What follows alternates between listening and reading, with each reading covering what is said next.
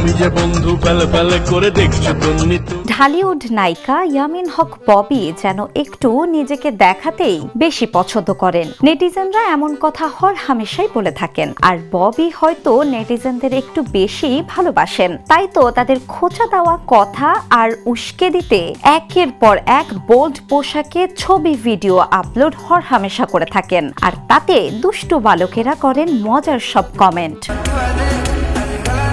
আর এই মজা নেওয়া দুষ্টু বালকদের আবারও একটু উস্কে দিতে সম্প্রতি সামাজিক মাধ্যমে খোলামেলা পোশাকে সামনে আসেন এই নায়িকা। আর সামনে আসতেই নেটিজেনরাও বেশ ভালোভাবেই মজা নিচ্ছেন।